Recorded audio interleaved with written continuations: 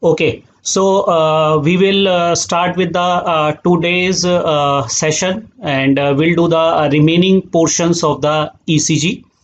And yesterday we did till the QRS. We did QRS with morphology, abnormalities, and the axis. So now moving on to the next component of the ECG. Next component of the ECG. So hopefully today everything is okay. Audio, video, there is no problem. All right.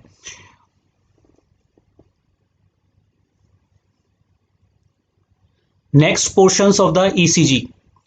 And these portions we are doing because questions come from these portions, but how these portions are abnormal, it is still not known. So we will do these sections like J point, ST segment, T wave, QT interval. But how these abnormalities are created, it is yet not known, but we do know the causes of those abnormalities. And wherever there is any significance, clinical significance, we will highlight that clinical significance. So moving on to the next basic after the QRS complex, and the next basic is the J point. So start after the QRS complex is the J point. J point. Now, what exactly is the J point? J point is the junction of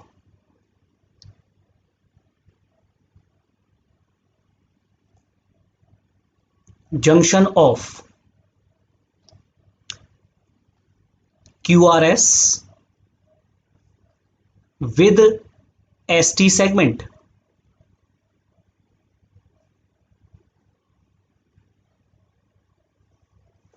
So this is the junction of the QRS with the ST segment. So it denotes the end of QRS and the starting of the ST segment. Starting of the ST segment. Now, coming to the significance of this J point. What exactly is the significance of the J point? So, basic number 8, J point, it is the junction of QRS with the ST segment.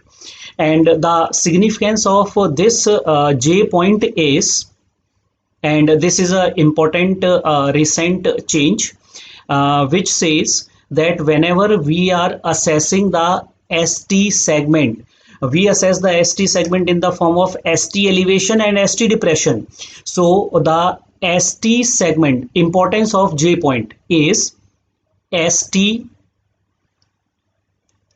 elevation or depression is assessed at J point.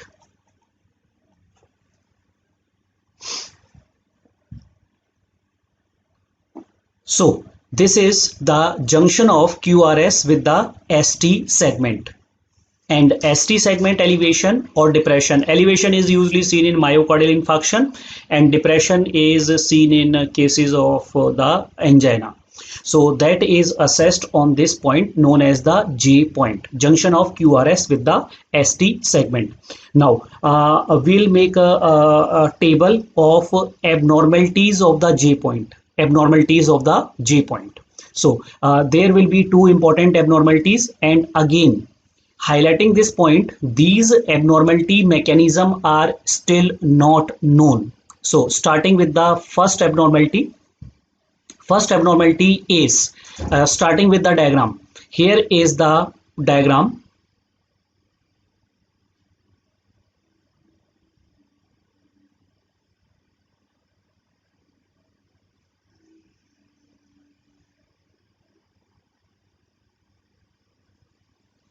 Here is the diagram of the abnormality.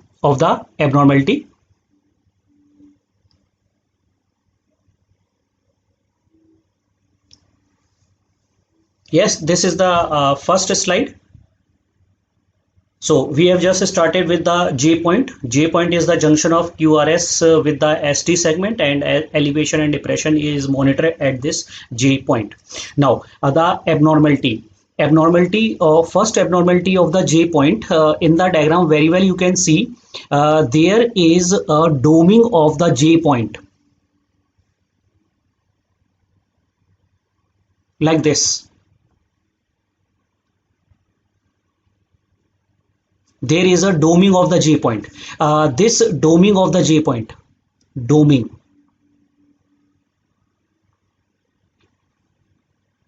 of J point.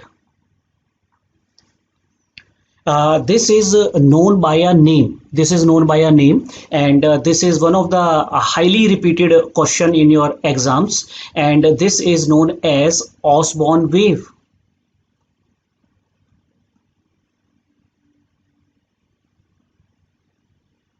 This is known as the Osborn wave, also known as the J wave.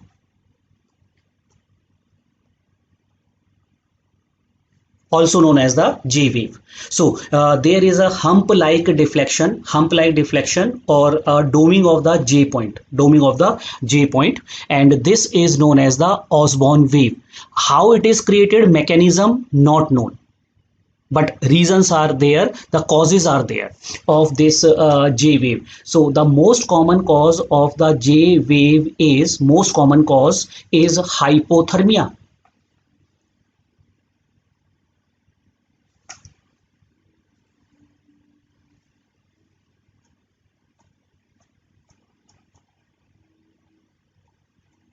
It is hypothermia.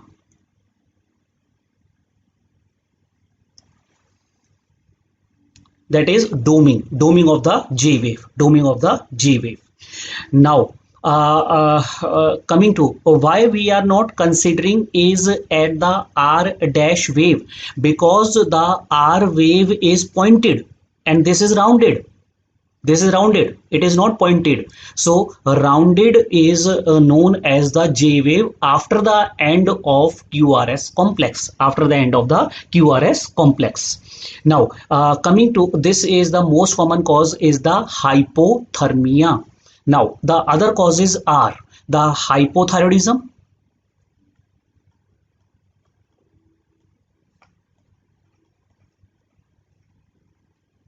indeed hypothyroidism also cause hypothermia, so indirectly hypothyroidism will also be a cause. Then the third cause is hypercalcemia.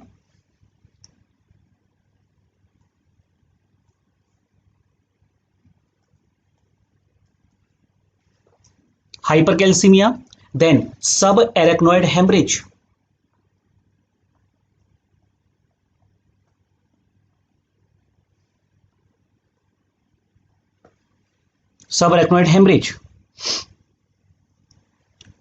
So this is the Osborn wave. Now which lead will you focus upon? But before that, I will again will tell you कि whenever ECG question come, always first preference should be history. So in the history you will be given a history of hypothermia.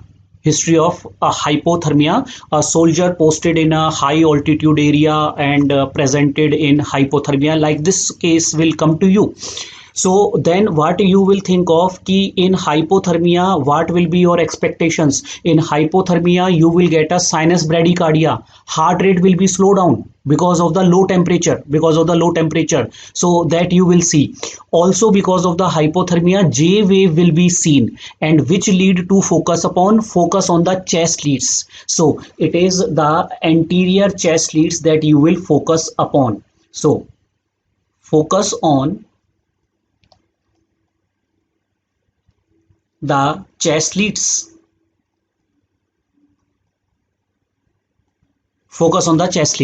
Especially it is seen in V3 V4 ECG leads. So especially the chest lead which you will focus upon is V3 V4, but can also be seen in V1 V2 V4 V5 also, but focus on these mid chest leads V3 and V4.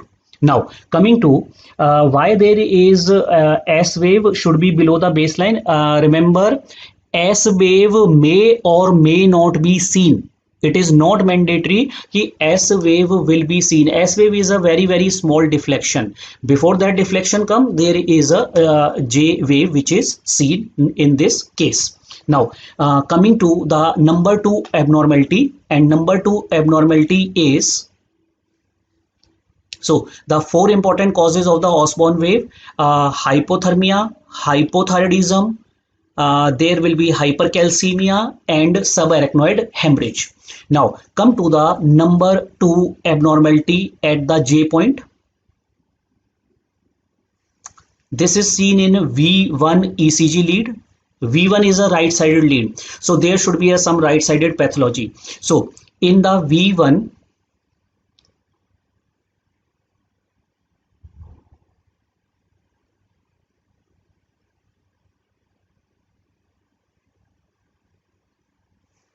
this was the QRS complex that was seen.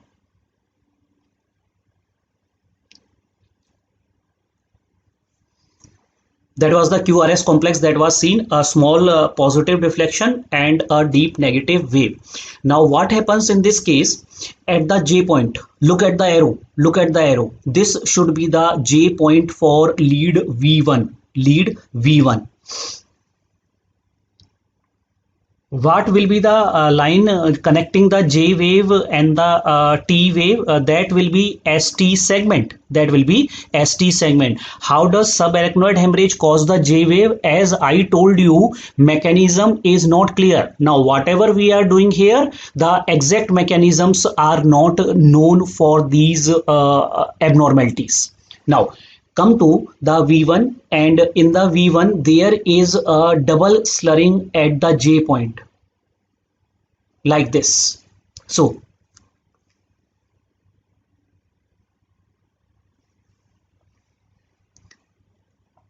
double slurring at J point in the V1 lead. In the V1 lead. So why V4 lead? Not known. Not known.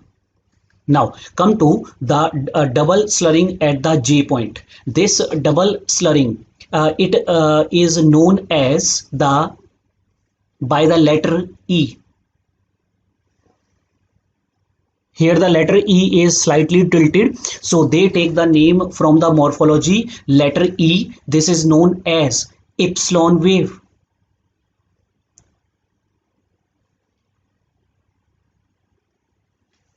Epsilon wave.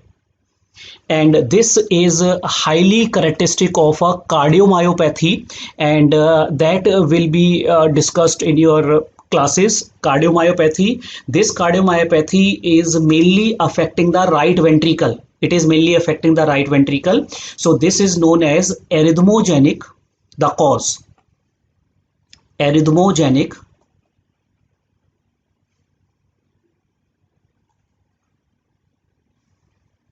right ventricle dysplasia. Short form ARVD. Short form is ARVD. This negative wave should be S wave. Yes, this is S wave. This is a S wave which is present.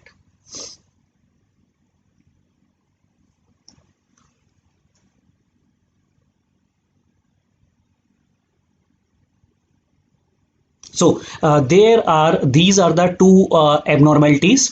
First is the Osborn wave, and second is the epsilon wave with their respective causes. Now come to the next component of the ECG, and next component of the ECG is ST segment. ST segment.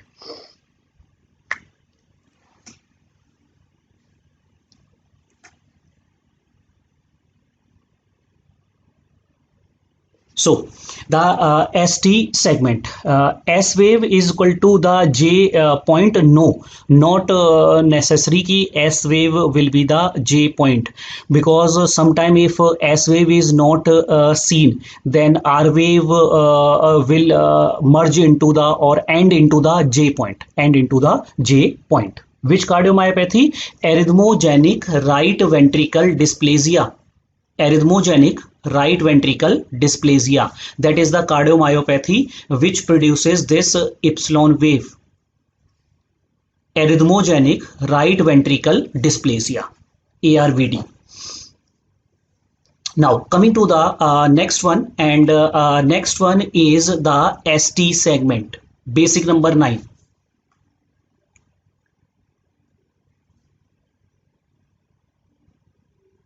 So ST segment, first is the normal description of ST segment. So basically ST segment is isoelectric. It is isoelectric. Isoelectric means it is a straight line, smoothly merging into T wave.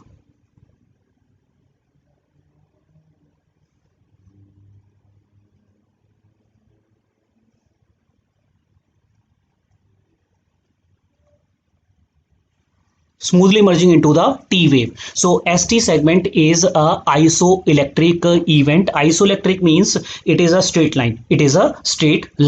So this isoelectric segment smoothly merging into the T wave. Now let's see how it is assessed. The significant ST elevation and ST depression. So ST segment is assessed as, so this is a new change in the ST segment assessment, and it is, so we take the full ECG.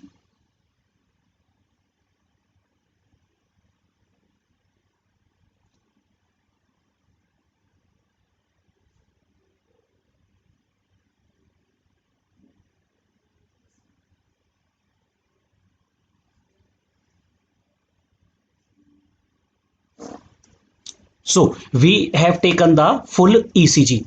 So ST segment is isoelectric segment which smoothly merge into the T wave, and sometimes it is very difficult to calculate the duration of ST segment. Why it is difficult to calculate the duration? Because it is smoothly merging into the T wave. So we can't appreciate where is the T wave starting and where is the ST segment ending. We can't determine very accurately. Now, how the ST segment is assessed? So the ST segment is assessed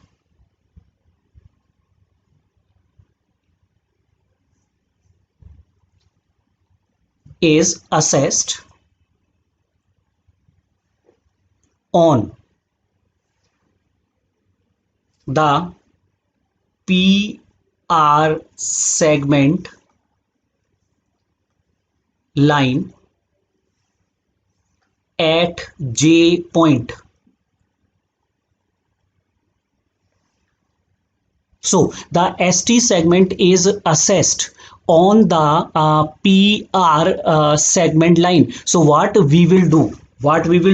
We will extend the PR segment. So this is the line, PR segment. This is the line. So now what we will do? We will extend this line.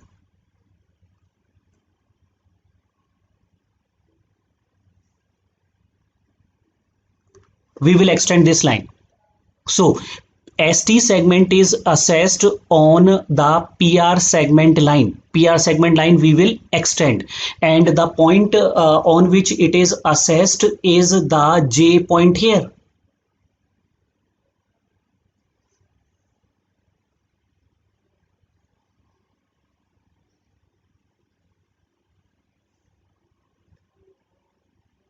J point here. So horizontal line is PR segment and the exact point is the J point.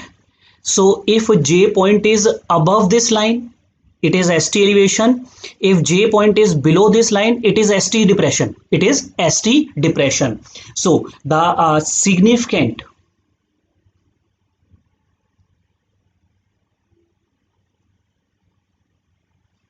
ST elevation and significant ST depression.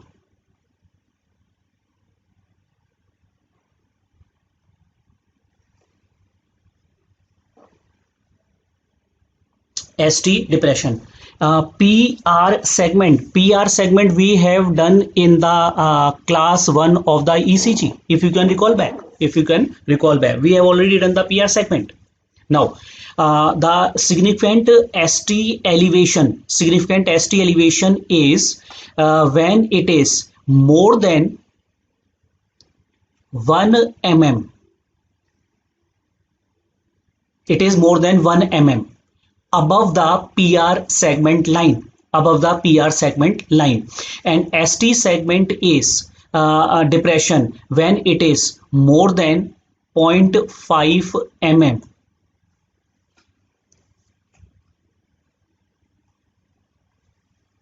this is above PR segment line and this is below PR segment. So this is a significant ST elevation and depression. We take a horizontal line from the PR segment and then we will see where is the J point exactly located, and on the basis of this we determine the elevation and depression. So ST elevation is more than 1 mm above the PR segment line and more than 0.5 mm below the PR segment. When we take ECG, all complexes does not come in the same line. Then how do we assess the ST elevation? If the question is of ST elevation, you will be given a PR segment in the ECG. PR segment and PR interval is same? No, it is not same. Segment is from the end of P wave and interval is from the beginning of the P wave. Now coming to, why this again? Why the ST elevation occur and ST depression occur? It is exactly not known.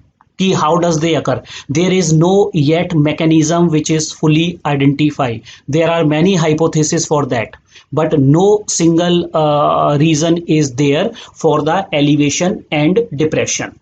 So there is a whole list of ST elevation and ST depression which you have to just learn. There is no mechanism for that. For example, you can also make the table or a flow chart like thing for ST elevation and ST depression. So the important causes we can highlight of ST segment depression and elevation. So this you can write only the important points of elevation and depression. So why there is no elevation or depression of the PR segment? PR segment is a straight line, baseline on which we assess the ST elevation or ST depression. What is the reason behind ST segment? Reason is ST segment is due to plateau phase of the action potential.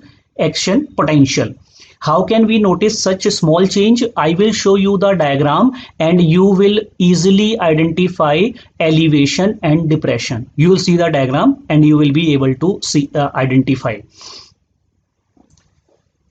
Now coming to the Osborn wave can be interpreted as ST elevation. Yes, Spartacus. ST elevation can be Osborn wave can be interpreted as the ST elevation if it is present. Now coming to the ST elevation and ST depression. So this will lead, it will depend on which side of the myocardial infarction is there. So lateral wall MI, lateral wall leads, anterior wall MI, anterior chest leads will be seen. The changes will be seen according to the pathology. According to the pathology. Now, what you can write down? You can write it down as the cardiac causes. Two cardiac causes. One will be ischemic, and second will be non-ischemic. Non-ischemic.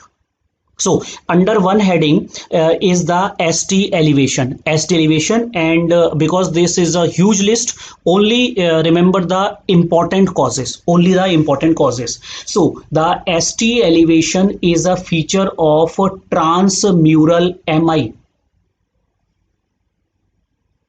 First cause, ischemic cause.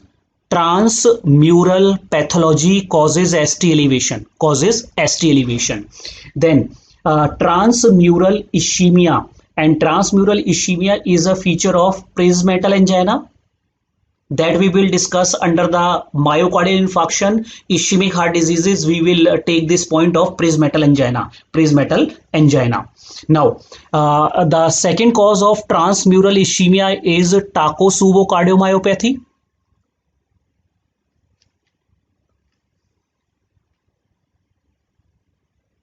Frequently asked question. So that we will be discussing in the cardiomyopathy section. So cardiomyopathy, two cardiomyopathy have been mentioned here. One was the arrhythmogenic right ventricle dysplasia, and second is a Takotsubo cardiomyopathy. There is an intense ischemia of a transmural area in Takotsubo cardiomyopathy.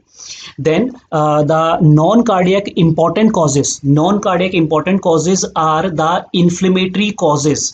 It will be acute pericarditis, acute myocarditis. This you can write it down.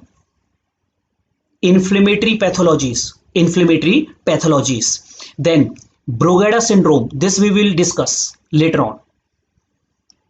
Important MCQ. So this is a very important table. Many questions have come from this table of Harrison, of the Harrison. So there will be the other causes, non-cardiac causes of ST elevation. Non-cardiac causes.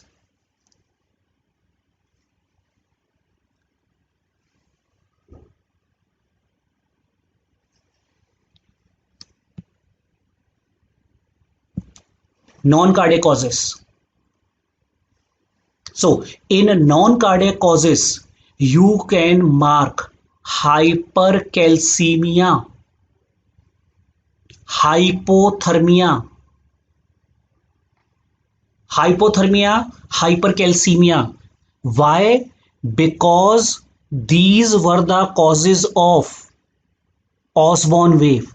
So hypercalcemia and hypothermia, they can be included in, because Osborn wave they were creating. So we can get to see the elevation of J point, elevation of the J point. Now coming to only highlighted have to be written. Yes, only the highlighted has to be written. Only the highlighted, because they are more important than the other causes, because it is not possible to remember all these causes. Only the important one. Now come to the causes of ST depression under the same heading. Under the same heading, you can write it down. And again repeating, there is no pinpoint exact mechanism for these changes. There are only hypotheses but no pinpoint cause for these changes. And coming to the ST depression, ST depression is seen in subendocardial injury, that is subendocardial MI. Subendocardial MI and classical angina. Also known as the subendocardial angina.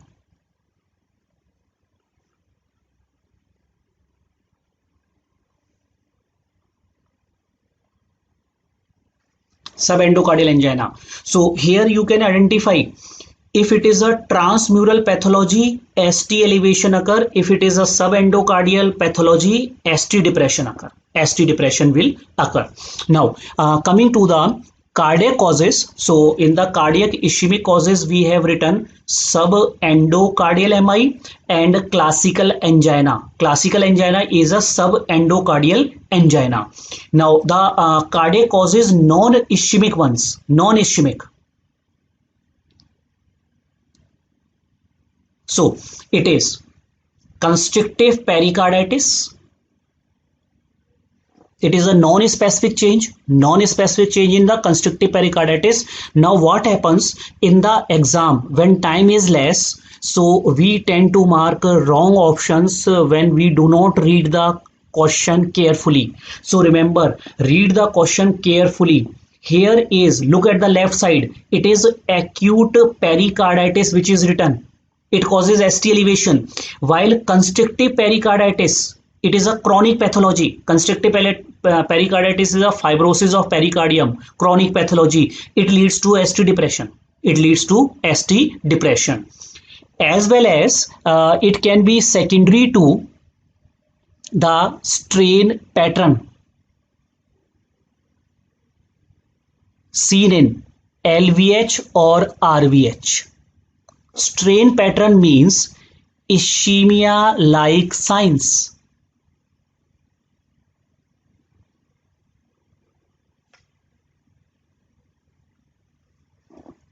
Strain. Yesterday we did this term, right ventricle strain. Right ventricle strain. So that strain means it will cause a ischemia-like sign, and ischemia-like sign is angina-like sign. So there will be ST depression in cases of the left ventricle hypertrophy and the right ventricle hypertrophy. Right ventricle hypertrophy. Now come to the ST depression non-cardiac causes. So non-cardiac causes. Is there any reason for these? No. As I told you, there is no reason, only hypotheses are there, and no one at your level is going to ask the reasons for these changes. No one will ask you. They will just give you clinical history and they will give you the ECG. So you have to correlate the history with the ECG. Now come to the non-cardiac changes, and in the non-cardiac changes it is hypokalemia, subarachnoid hemorrhage, and digoxin. MCQ. So three important causes: hypokalemia, subarachnoid hemorrhage, and digoxin. Digoxin, it is a very important pharma agent which leads to, probably the only drug which leads to ST depression, So this is seen in digoxin. Important pharma MCQ also. So this is a list of causes ST elevation and ST depression, and this you have to just remember. This list. Now coming to subarachnoid hemorrhage causes the Osborn wave. Here ST depression, as I told you, multiple changes can be seen. Subarachnoid hemorrhage can cause ST depression. Subarachnoid hemorrhage can also cause the Osborn wave. So both changes can be seen in different individuals. Now coming to the morphology of ST segment. So hopefully this list you must have noted down of the causes of elevation and depression in a tabular form. Now come to the image based question of ST segment. So here comes the image based questions.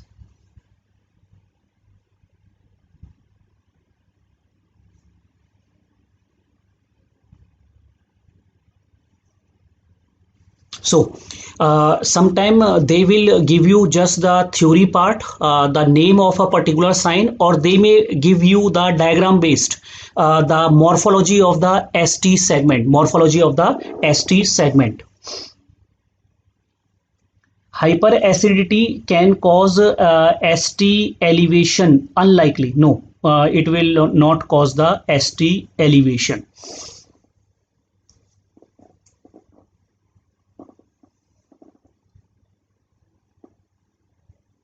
in which lead these changes are noted.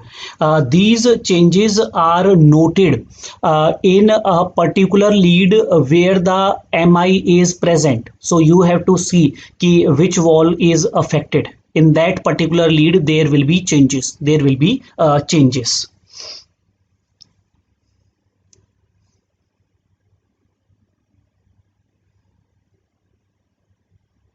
Yes, Osborne wave can be a reason of ST elevation. Can be a reason of ST elevation. Now, come to the diagram based question of ST elevation. So I will just zoom it.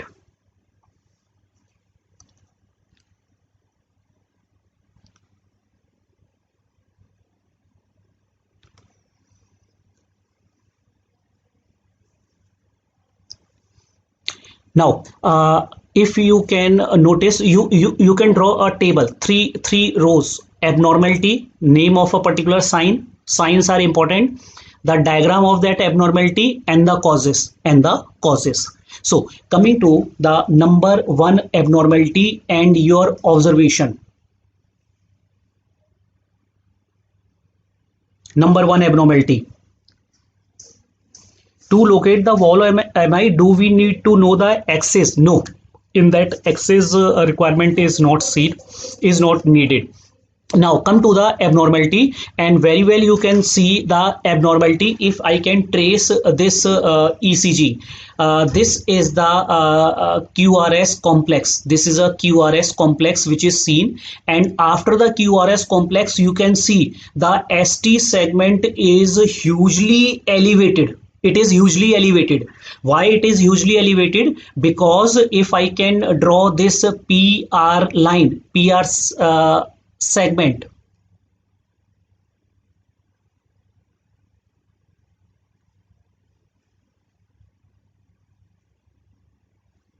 this is a PR segment.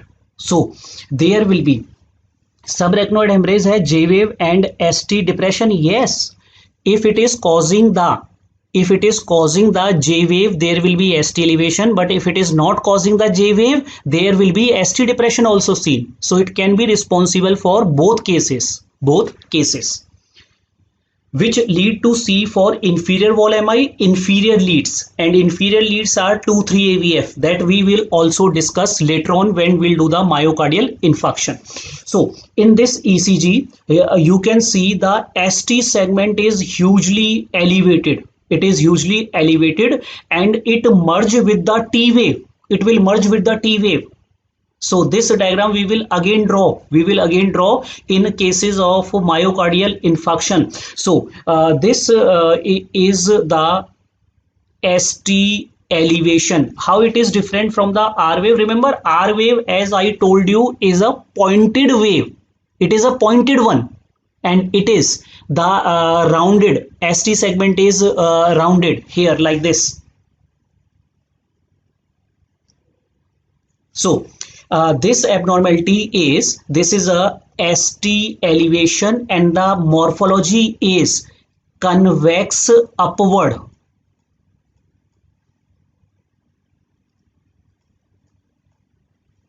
ST elevation, and it is more than the height of the QRS complex.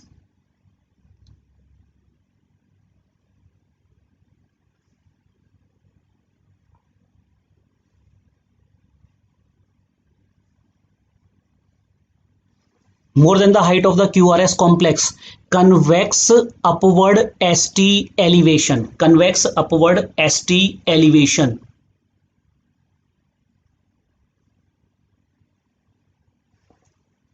This is a sign of acute myocardial infarction. This is a sign of acute myocardial infarction. So the cause here will be acute MI.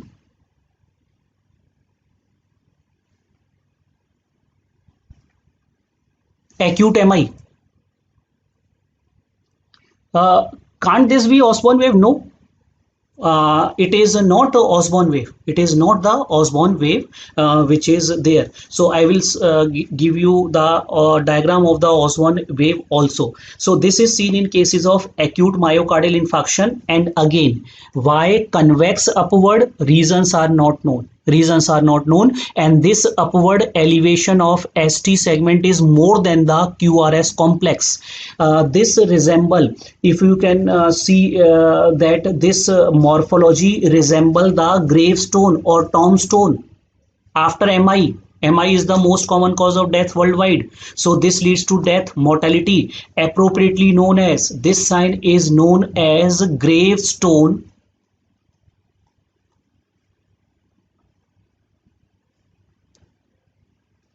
ST elevation or tombstone ST elevation.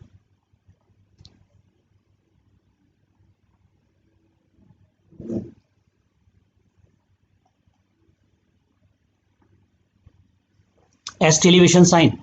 So this is a feature of acute myocardial infarction. Acute myocardial infarction. Is it a small s or a big? So this looks like only 2 mm is there. So you can call it as a small s. It is hardly 2 mm. Hardly 2 mm. The T wave follows this ST segment. ST segment merge with the T wave. Merge with the T wave. So this will be the acute myocardial infarction. Acute myocardial infarction. Now, coming to the next one.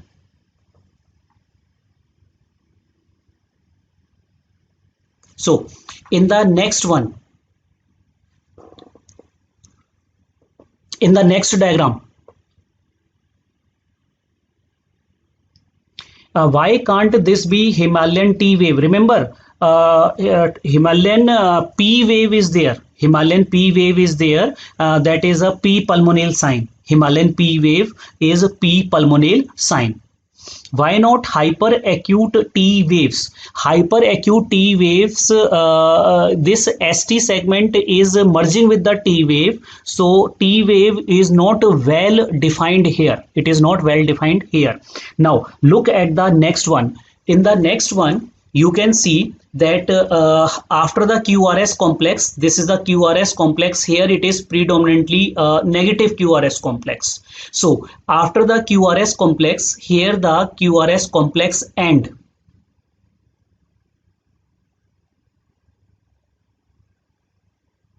Here the QRS complex ends, and this is a PR segment line. This is a PR segment line which we have there.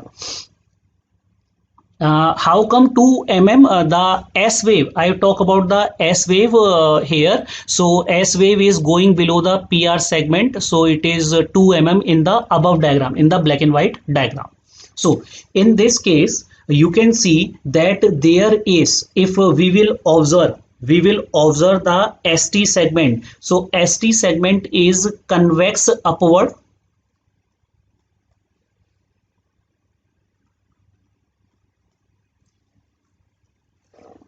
Convex upward ST elevation. Convex upward ST elevation is there. We can very well see. After the PR segment, we'll draw a line from the PR segment. ST elevation is there, and that is convex upward ST elevation. Convex upward ST elevation.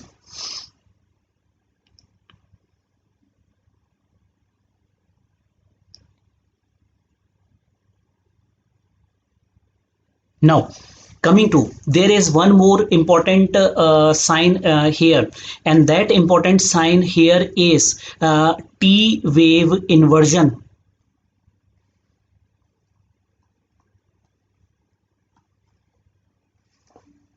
T wave inversion. Along with the ST segment elevation, there is a T wave inversion, it is seen, and this is a T wave inversion. That point we will again discuss in the myocardial infarction section. So T wave inversion is because of the ischemia of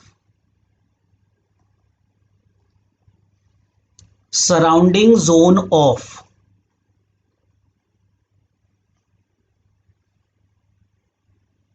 infarction.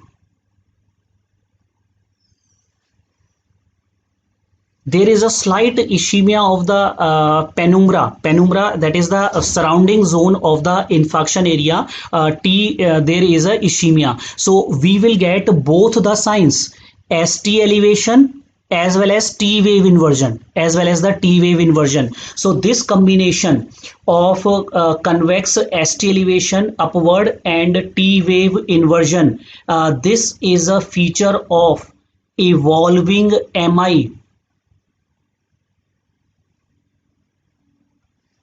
Evolving MI, and this sign is known as, this is the number 2 sign, this sign is classically known as Pardee sign.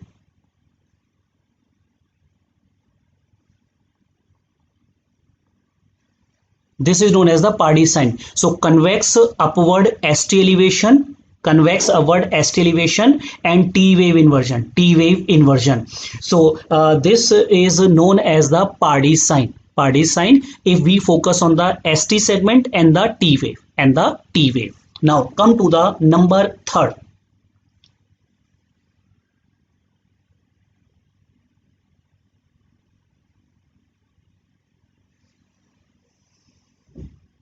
Number 3rd.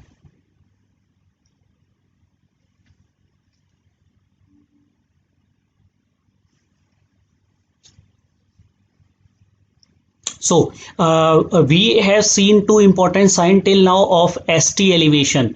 One was the tombstone sign and second is the Pardee sign. Both are seen in myocardial infarction but in different phases of myocardial infarction. Now come to the third diagram of ST elevation. Third diagram of the ST elevation. So this ST elevation is very well you can see.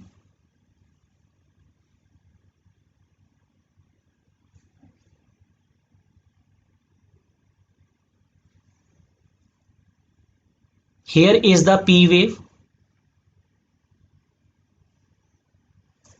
This is PR segment.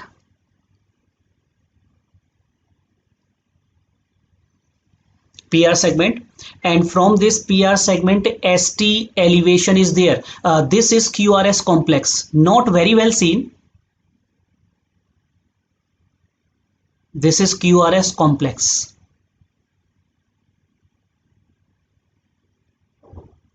This is T wave. So here we can see that ST segment is concave upward.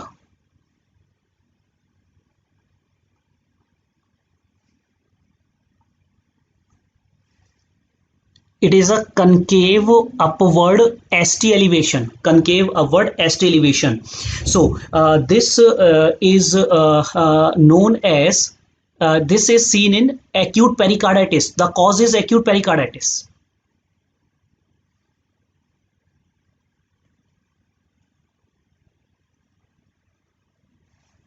Seen in acute pericarditis conditions. And again, why the morphologies are different, exactly not known. Exactly not known, these reasons. So this is a type of the ST elevation which is concave upward and it is a smiling face.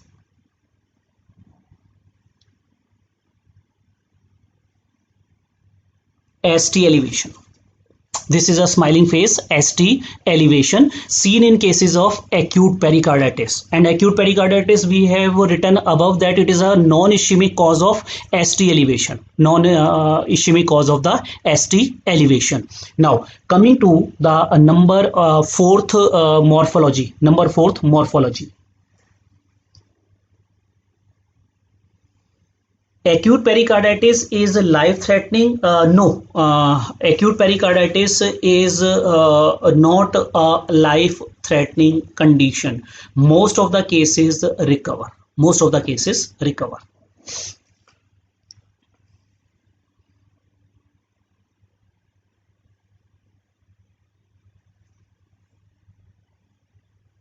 Now, coming to the next one. So, come to the next one, that is a 4th one.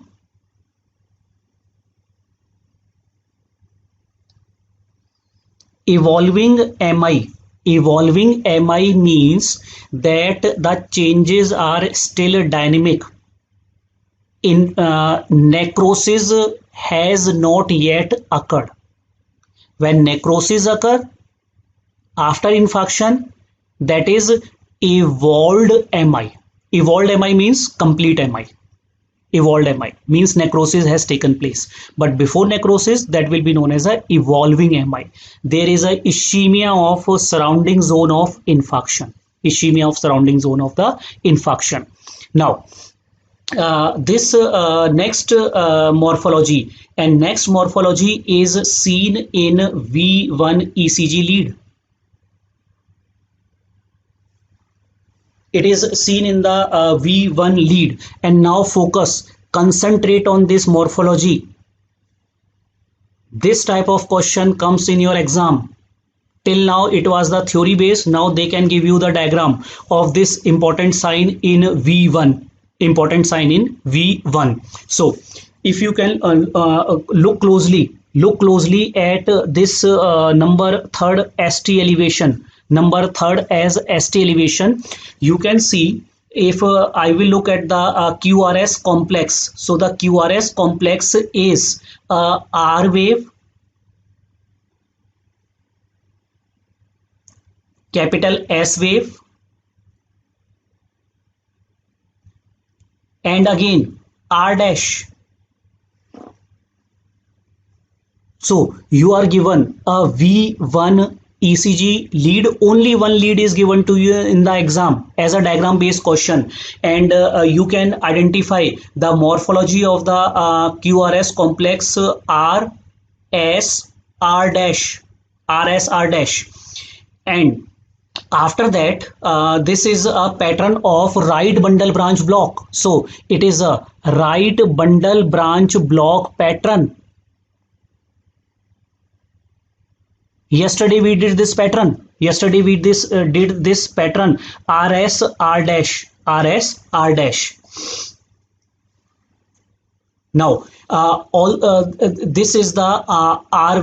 Here is, you can see from the baseline.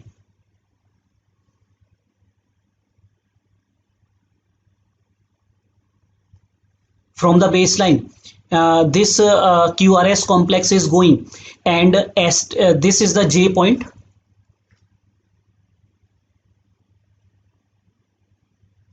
This is the J point, and ST segment is elevated and it is showing a pattern, and this pattern is a coving. You can look carefully.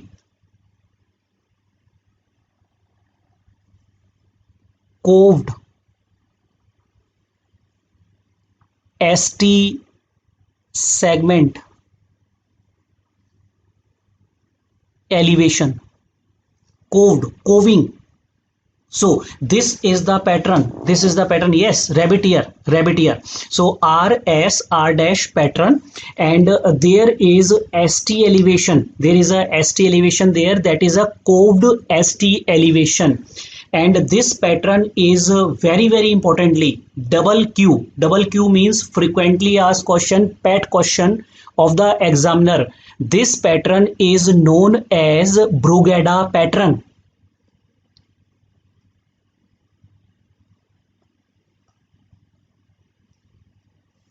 This pattern is known as the Brugada pattern, and the cause of this pattern is Brugada syndrome.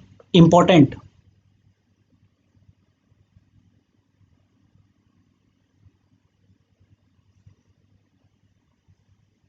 This is seen in Brugada syndrome. Coving is this pattern.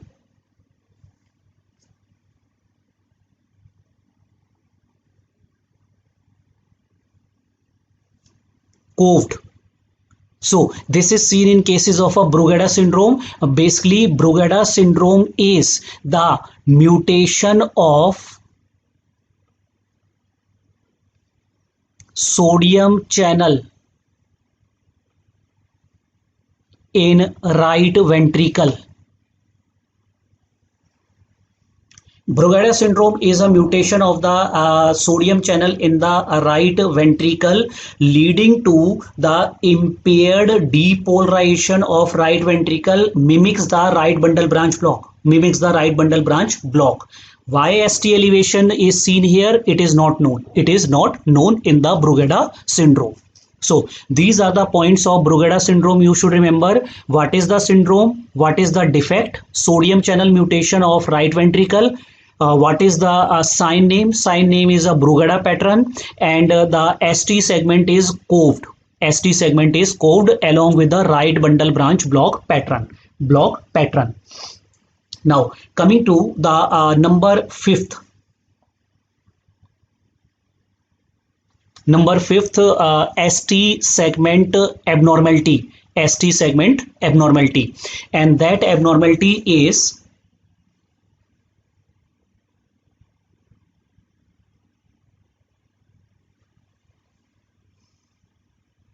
seen here.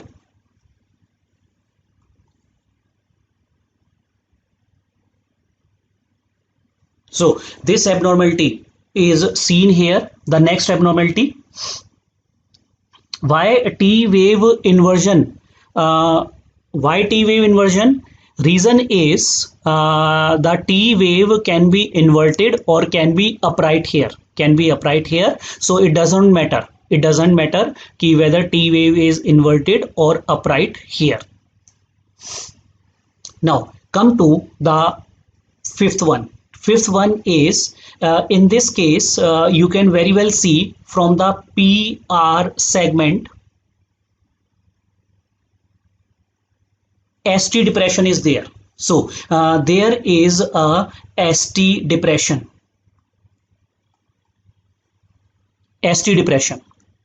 And this ST depression produces a characteristic morphology, and this morphology is like this. Look at the morphology. This morphology is a reverse tick or a hockey stick. So this ST segment produces a very unique morphology known as the hockey stick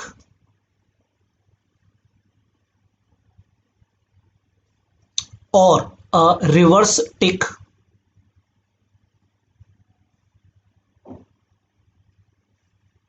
sign. So this is seen in very classically seen in the cause is digoxin.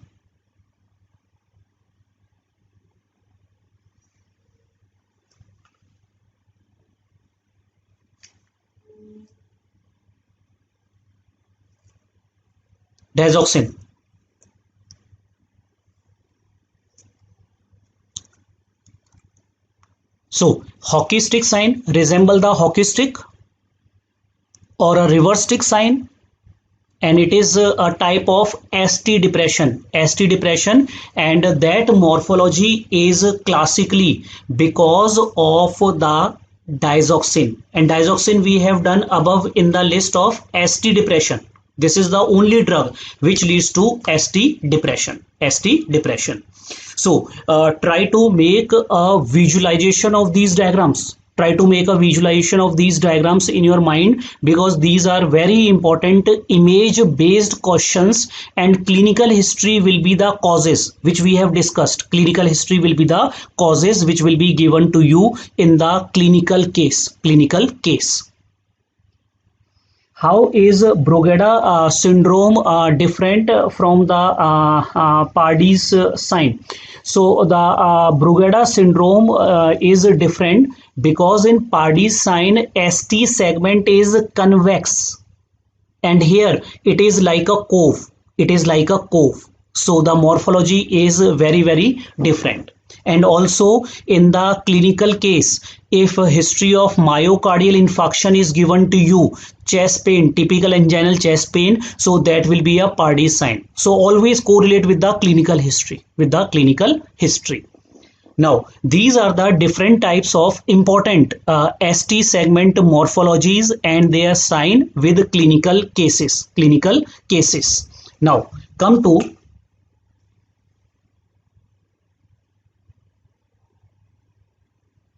the next sign, next basic. So after the ST segment, we will get to see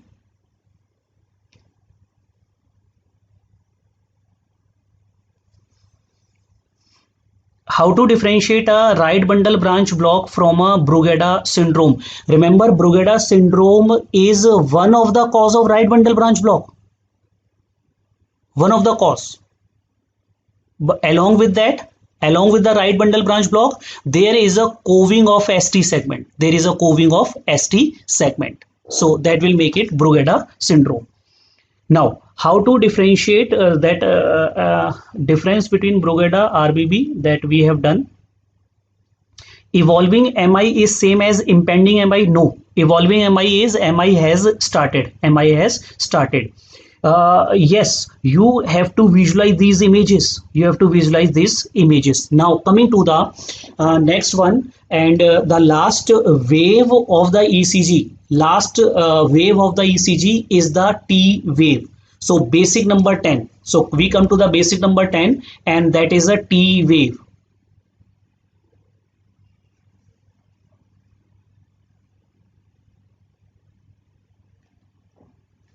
So T wave is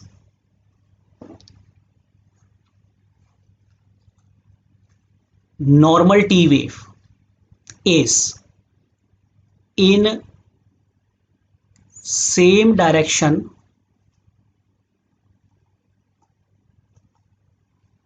as QRS complex. So it is in the same direction as the QRS complex. This basic we have done in the first class of the ECG. First class of the ECG, that whatever is the predominantly QRS going, T wave will go into that direction only. Normal T wave in the same direction as the QRS complex. And precisely T wave has asymmetrical limbs.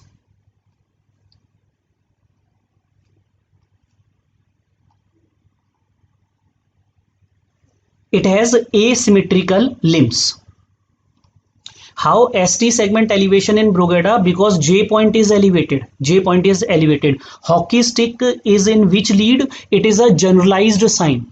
So it can be seen in almost any lead, any ECG lead due to digoxin. Very good question. In which lead we will see the hockey stick sign? It is a diffuse. It is diffuse. Now, coming to the asymmetrical limbs of the T wave. Asymmetrical limbs means the ascending limb is less acute.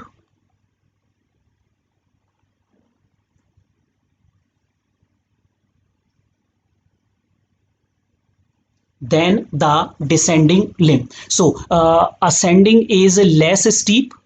This is ascending limb, and descending limb is more steep, more steep. That is a morphology. That is a morphology. Normal T wave. Normal T wave. Why this point is important for T wave morphology? So first thing you have to remember is that T wave is in the same direction as the QRS complex. Smiling face seen in which leads? It is also a diffuse. It is also a diffuse. So wherever I have not mentioned the lead, it is a diffuse sign. And wherever I have mentioned like V1, Brugada pattern is seen in V1. So that will be your focus. That will be your focus. Now, it has got asymmetrical limbs. The ascending limb is less steep. Descending limb is more steep. Why this is important? Because it has to be differentiated from. So, T wave differentiated from P wave.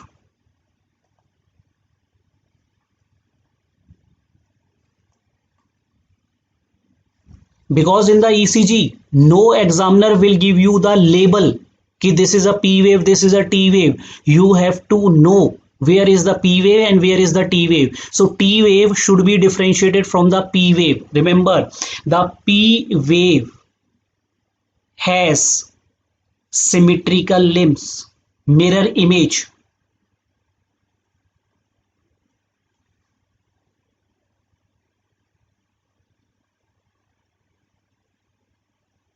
Like this. It has symmetrical limbs, mirror image, mirror image. And T wave has asymmetrical. T wave has asymmetrical. QRS direction in V1 is negative, but T wave is positive. That must be some abnormal pathology. There will be some abnormal pathology which is going on. So in pathology, you will get the direction as opposite. As opposite. Now come to, so these are the basics of the T wave. Basic of the T wave is it is in the same direction as QRS complex. It has asymmetrical limbs. Asymmetrical limbs. Ascending limb leap less steep, descending limb is more steep. And it has to be differentiated from a P wave.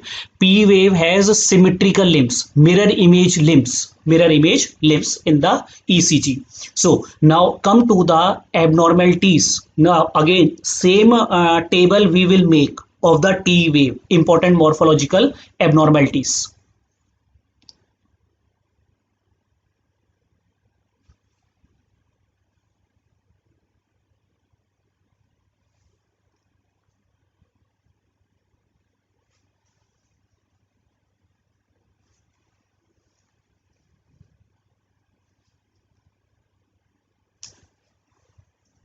This is P wave. So look at the diagram. Look at the diagram.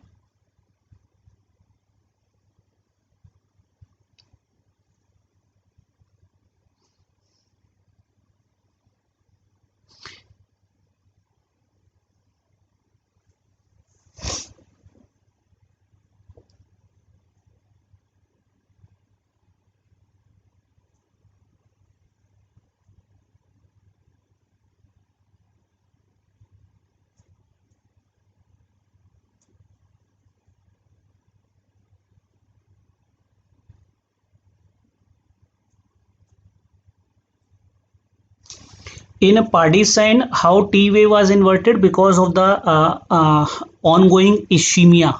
Ongoing ischemia, T wave become inverted. T wave will become inverted. Now come to the diagram based question of T wave abnormality. T wave abnormality diagram based questions. So visualize the diagram. First visualize the diagram. Number one abnormality. Number one abnormality. Hockey stick sign is seen in almost all the leads. Almost all the leads.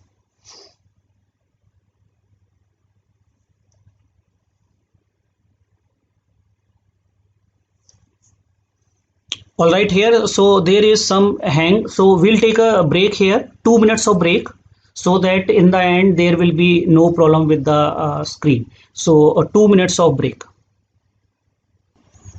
All right, so let's start.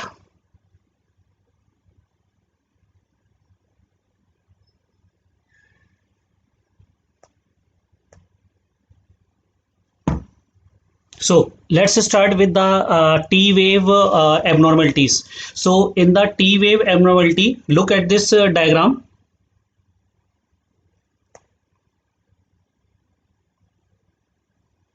All right, look at the diagram. In this diagram, we will see the main important abnormality is the T wave. Is the T wave. And in one look, we may get confused between which is a QRS and which is a T wave, which is a T wave. That can be a possibility. So here, this is a P wave. After P wave, there is a QRS complex, and after the QRS complex, here we are able to see a T wave. This is a pointed, tall T wave. So pointed, tall T wave is seen, pointed. So when it is called as a tall T wave, it is called as a tall T wave if the height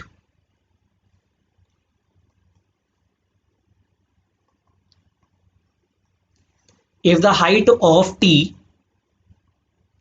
is more than 50% of R wave.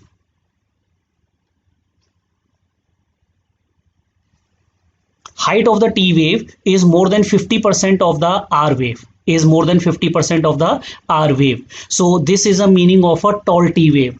And when it become pointed, so this is the abnormality here. pointed and tall T wave, pointed and the tall T wave. So this is seen in cases of, classically it is a seen in hyperkalemia.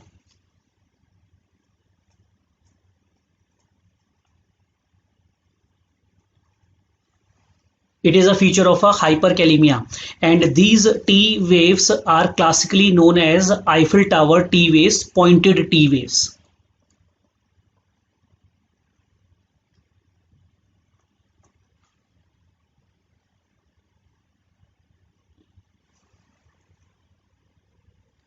So where here what we have seen that the meaning of a tall T wave, meaning of a tall T wave is the height more than 50% of the R wave, height more than 50% of the R wave, and they are pointed, they are pointed. So this is seen in cases of hyperkalemia, characteristically known as the Eiffel Tower T waves, Eiffel Tower T waves. Now this has to be differentiated from, this sign has to be differentiated from the next diagram. Number 2, abnormality. Number 2, abnormality. So here in this abnormality, you can see that after the QRS complex, after the QRS complex, T wave is tall. T wave is hugely tall. So this is a rounded tall T waves.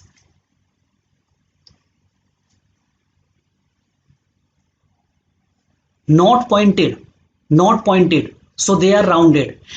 This is a classical feature of, this is seen in hyperacute.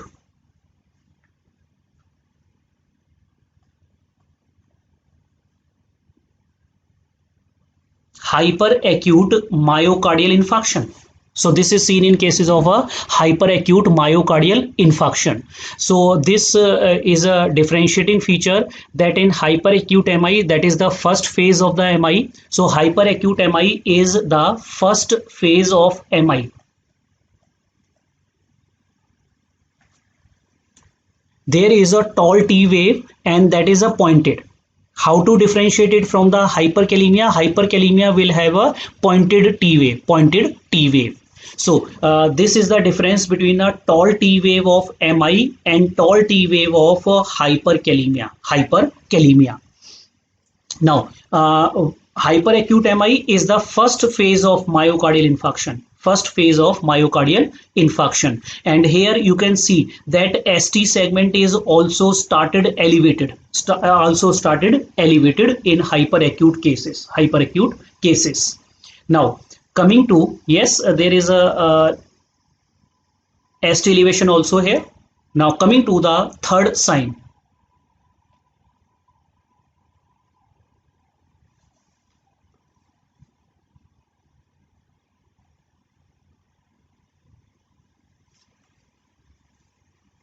Third sign.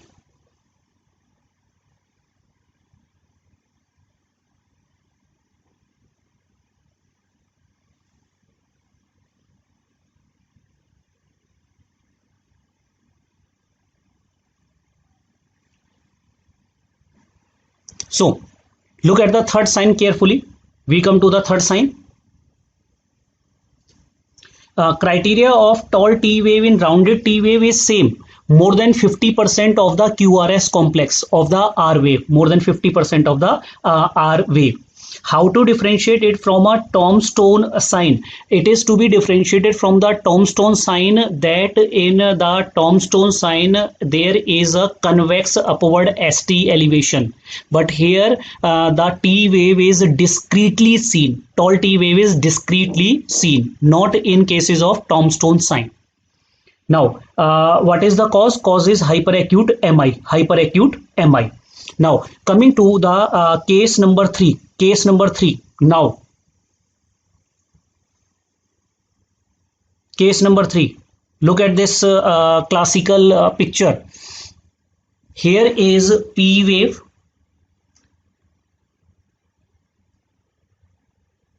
This is the PR segment. PR segment. So my question to you is, in this diagram, number third diagram, tell me ST segment is normal, elevated or depression. What is the ST segment in number 3? What is the ST segment in number 3? Normal, depression or elevation?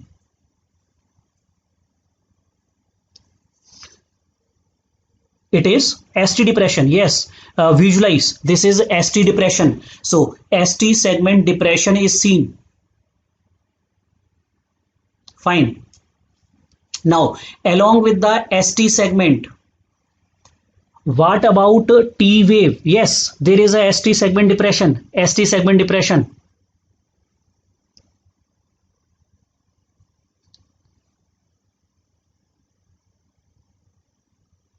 Good. Now, my second question to you, what is the status of T wave? In this diagram, T wave is normal or tall? What is the T wave? What is this T wave? Yes, ST segment depression is there. And what about the status of the T wave? Status of T wave is tall. Yes, very good. So T wave is tall. T wave is tall.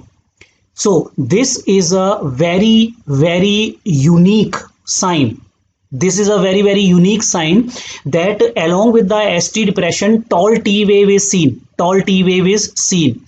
This is known as, when tall T wave is seen with ST depression, this is known as De Winters T wave.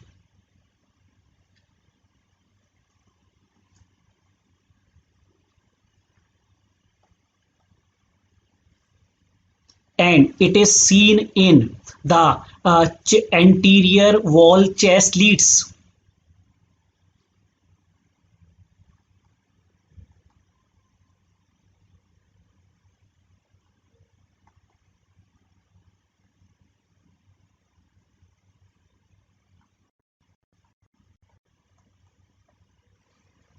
Anterior wall chest leads. This is seen. So the ST segment is going below the PR segment, ST depression, and tall T wave is seen. This is seen in V2, V3 and V4. So this is because of left anterior descending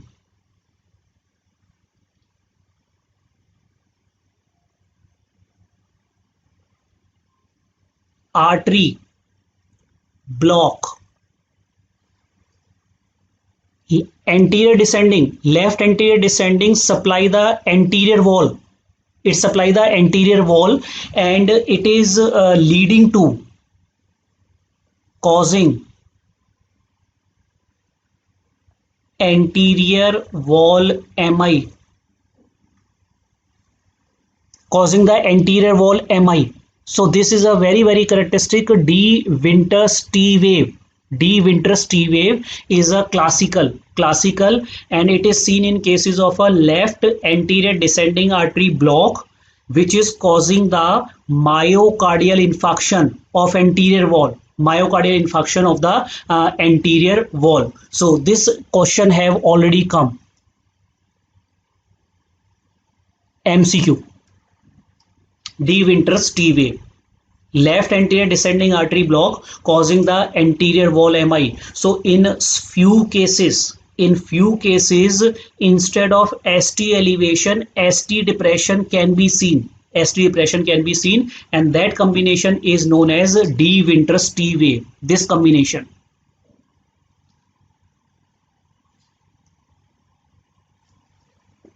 De Winters T wave. Similarly, number 4 sign. Number 4 sign. Number 4 sign here is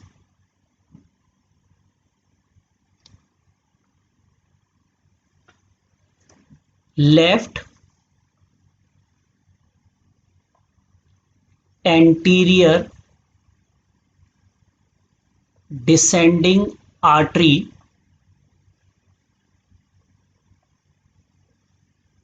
block, but this is causing unstable angina.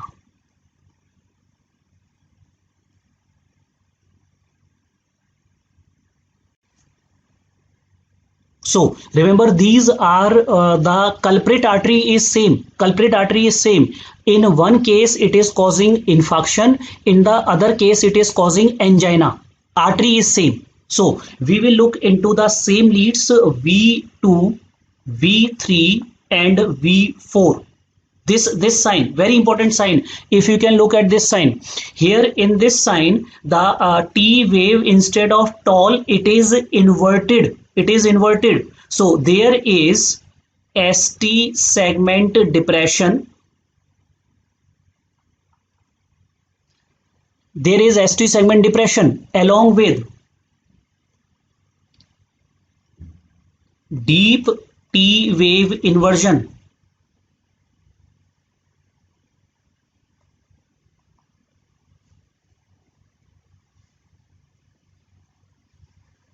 ST segment depression with deep T wave inversion, deep T wave inversion. So this is how to differentiate the Eiffel Tower with the D Ventus. Eiffel Tower T waves are pointed. They are pointed, and they are not associated with ST depression. Eiffel Tower T wave are pointed, but no ST depression is seen there. But in this case, D Ventus T wave, ST depression is seen. ST depression is seen. Now, coming to the other possibility, that sometime LAD artery block can cause unstable angina. And in unstable angina, here you can see ST segment depression is there and T wave inversion is there. And this is a deep T wave inversion. What is deep T wave inversion? If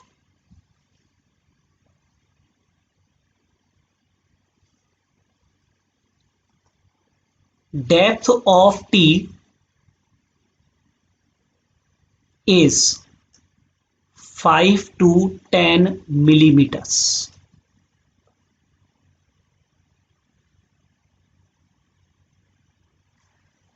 If the T wave depth is between 5 to 10, if it is 5 to 10, then it is known as the deep T wave inversion.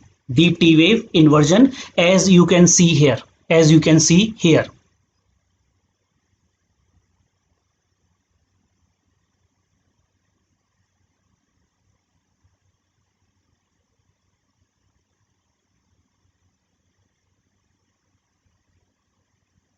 So this is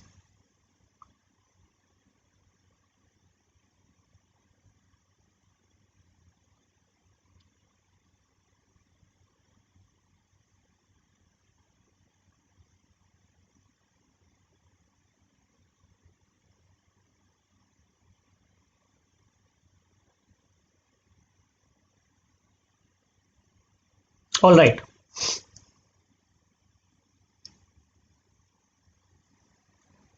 If you can see from the PR segment, this is a PR segment. This is a PR segment. So it is going downward. It is going downward from the PR segment. So slightly depression. So if the depth of T wave inversion, if this depth is 5 to 10 mm, this is known as the deep T wave inversion. This sign is known as Whelan T waves.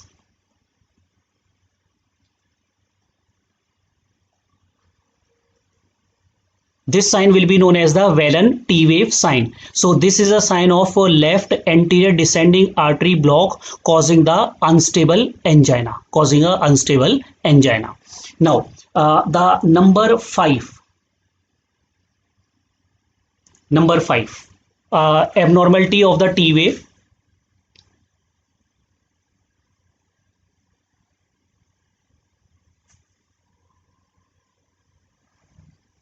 Abnormality of the T wave. So in this number 5 abnormality, if you can see the T wave depth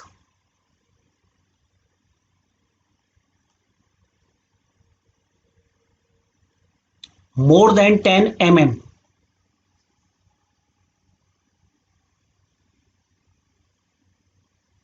You can see this diagram. You can see this diagram. So there is fifth case in which the T wave inversion or T wave depth is more than 10 mm. So this is known as a giant T wave inversion.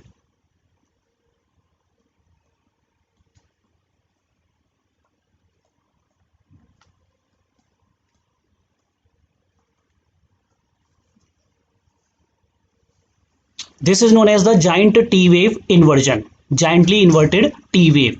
And there is only one cause of this giant T wave inversion, that is a T wave depth is more than 10 mm. This is seen in a cardiomyopathy, hypertrophic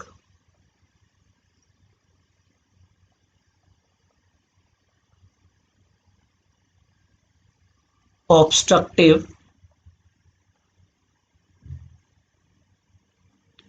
cardiomyopathy.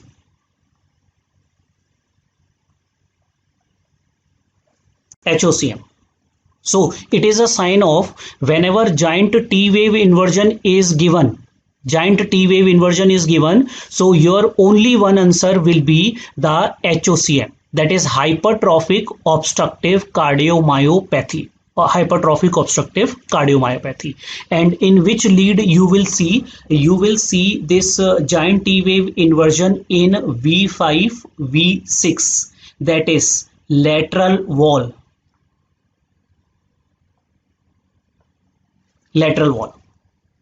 So these are the specific points or the name of the T wave signs. So we have done 5 T wave signs. So one was Eiffel Tower, second was the rounded tall T wave, De Winters T wave, Whelan T wave, and giant T wave inversion.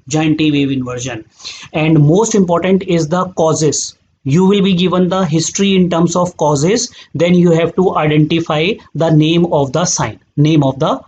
So this is a giant T wave inversion. Now yes, you will always look at the history, the causes. The last column is important to you. So on the basis of the last column, clinical history we will be given of that condition, and then you focus on particular leads, think of that particular sign, and then tick mark the best correct answer. Now coming to the so these were the waves of the ECG. And now coming to the one important again. This important one is also very important for your pharmacology, and that important is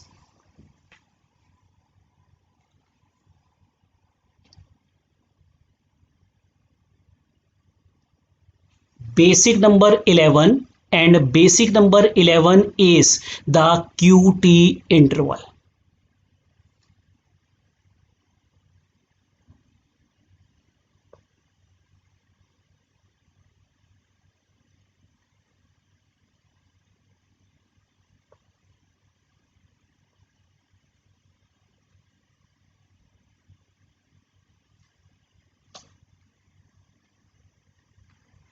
QT interval.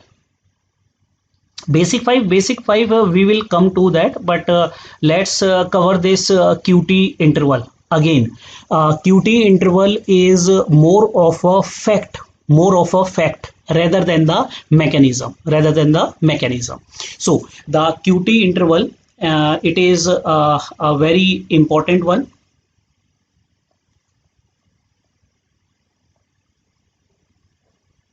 Important interval. So number one, how to measure the QT interval. So the normal QT interval is measured from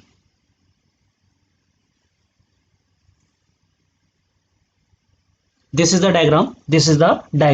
So the QT interval is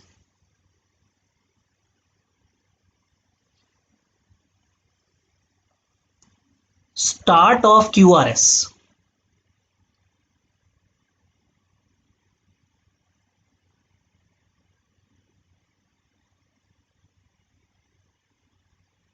till the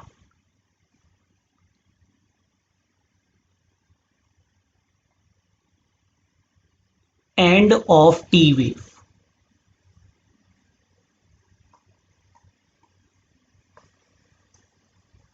So QT interval is the start of the QRS till the end of T wave, till the end of T wave in the ECG, in the ECG. So wherever QRS is starting, that will be your first point.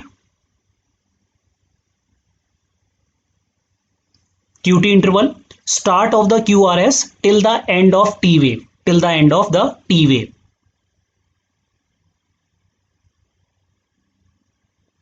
So here, what does the QT interval represent? So here the QT interval will represent both ventricle depolarization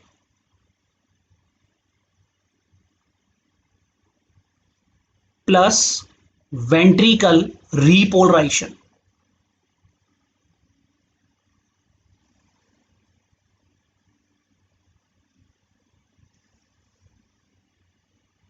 So it is, yes, if Q wave is absent, so wherever QRS complex is starting, we'll take that starting point. We'll take that starting point. And this question came in your exam, and question was QT interval represent which activity of the heart? It represent a ventricle depolarization plus ventricle repolarization. So it represent both the activities. Main contribution is by repolarization. So the QT mainly represent repolarization of the ventricles because repolarization is a long event, ST segment and T wave. QRS occur very fast. So QT interval mainly represent the repolarization. Now, what is the normal QT interval? The normal QT interval, it range from 0.04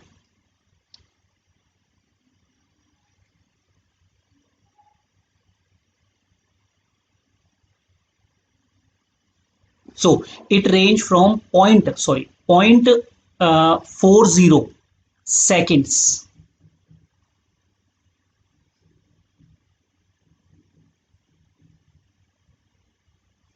This is a normal QT interval, 0.40 seconds, 0.40 seconds, plus minus physiological range plus minus 0.04.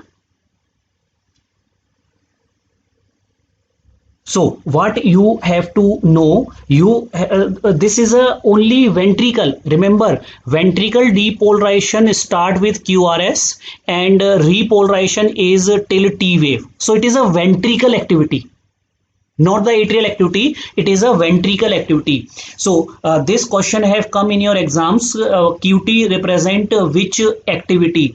Answer is it represent both the ventricle depolarization and the repolarization. Both are represented.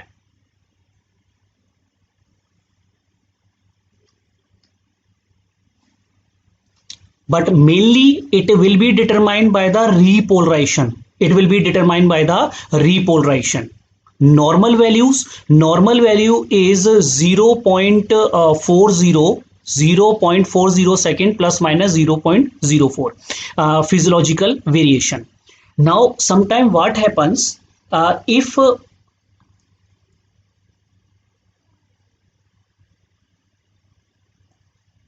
heart rate increases, QT interval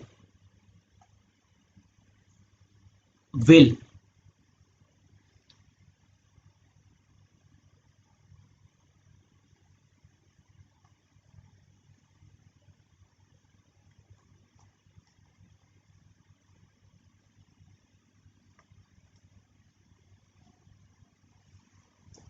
So QT interval can vary with the heart rate. It can vary with the heart rate. So even without any repolarization abnormalities. So QT interval is changed due to any repolarization abnormalities of ST segment or T wave. But what will happen if heart rate change, QT interval will also change without any repolarization abnormality. So my question is, if the heart rate increases, what will happen to the QT interval? QT interval will become decrease. Yes, it will decrease.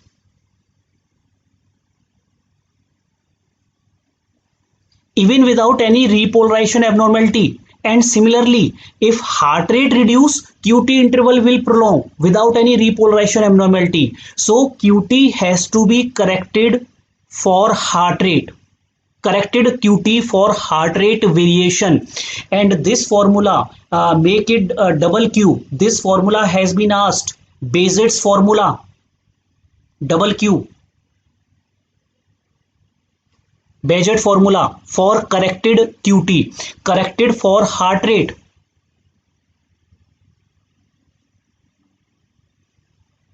So this formula is whatever is the QT interval you take, QT interval, divide it by under root of RR interval.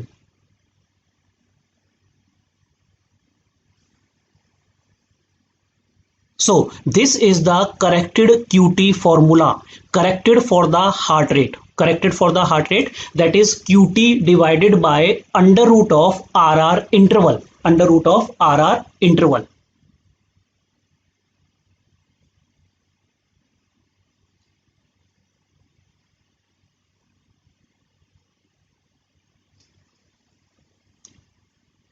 So revising it once again, the QT interval is start of QRS till the end of T wave, mainly represented by repolarization. So if there is a repolarization abnormality, it can change, but with heart rate it can also change. So it has to be corrected for the heart rate, and that formula is known as the Bazet formula, Bazet's formula for correction of QT interval.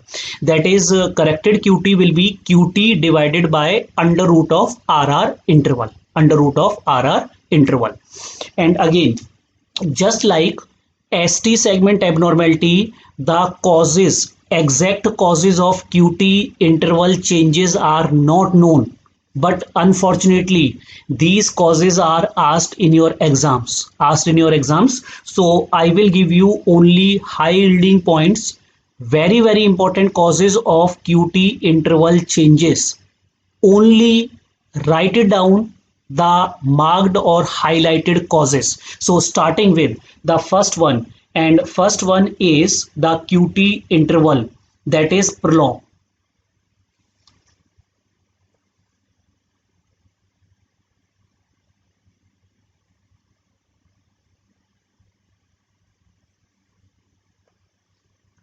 Prolonged QT interval. So write it down. These are very important causes, very important causes, only the highlighted ones. No need to remember all the causes. So in the highlighted points, first is dyselectrolemia.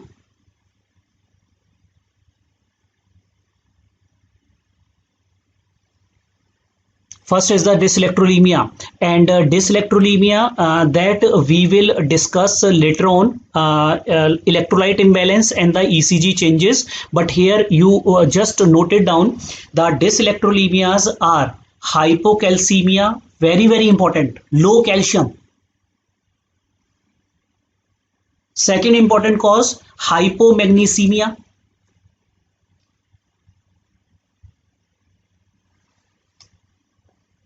Very important shortcut, that ECG changes of low calcium and low magnesium are same.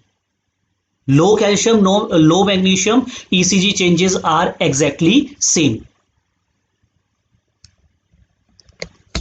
Now the third important electrolyte imbalance which can cause shortening is hypokalemia, though it is written as a rare cause, but it is asked.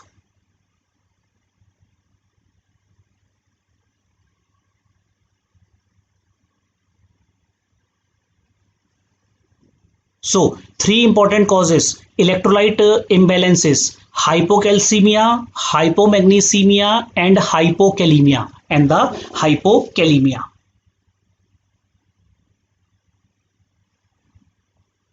Electrolyte imbalances. Now, the next important cause of QT interval prolongation is the antiarrhythmic drugs.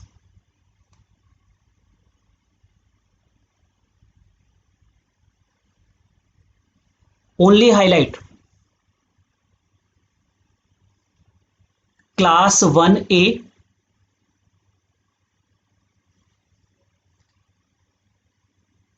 and class 3.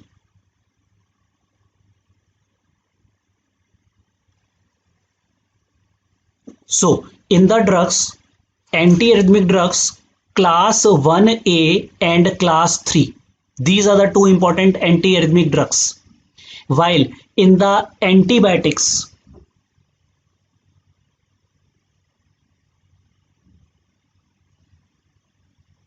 just highlight macrolides.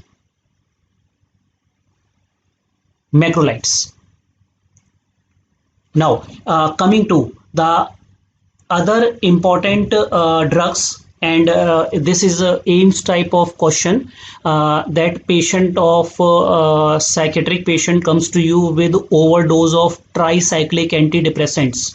ECG changes. So most important ECG changes is the prolonged QT interval. So tricyclic antidepressants.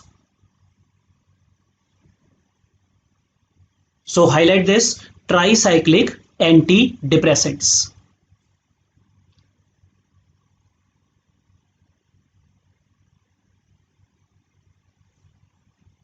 And in the intracranial disorders, subarachnoid hemorrhage. So once again, most importantly, QT interval prolongation, you will be asked electrolyte imbalances and drugs. These are the two important categories which you should know: electrolyte imbalance, drugs. While the other causes can be a subarachnoid hemorrhage, which causes a QT interval prolongation. While the causes of short QT interval,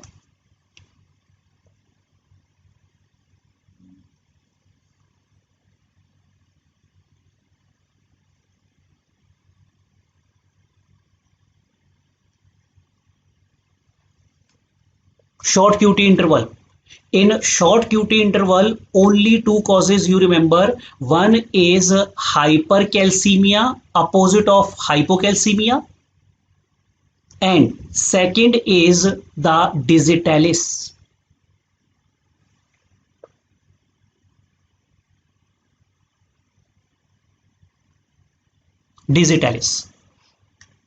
Yes, hydroxychloroquine and chloroquine, they cause QT interval prolongation. They are rare causes, but yes, they will cause hydroxychloroquine and chloroquine, and it has been given in the Harrison also. And hydroxychloroquine, like for coronavirus, some advocate, but it should be under a medical guidance, because otherwise it can cause arrhythmias. Coronavirus, 80 to 90% are mild cases, but if one take unnecessary hydroxychloroquine, one can die of arrhythmias. Prolonged QT interval lead to the arrhythmias, that we will see later on. So these are the causes of QT interval abnormalities. So with this, we finish with the today's class, and in today's class we have discussed mainly the fact-based questions being asked in your exams. Fact-based questions. Tomorrow we will start with the arrhythmia section, and that will be more of a calculation type of questions. So if there is any doubt, we can take the doubts here. So for the time being, class is over and we are done with the, let me see if there is any other topic before the arrhythmias which is left here or not. Let me see. No. Next, tomorrow we will start with the arrhythmia section, and my advice to all of you is keep revising your notes. And arrhythmia is based on our basic, the in the first class of the ECG that we have done, especially the ECG paper, how to calculate the heart rate. All these things will come in the arrhythmia section. So we'll stop here for today's class, and if there are any doubts, let me see what are the doubts.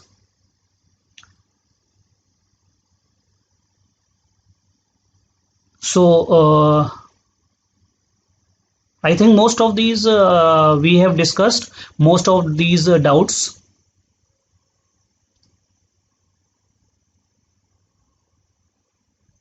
All right.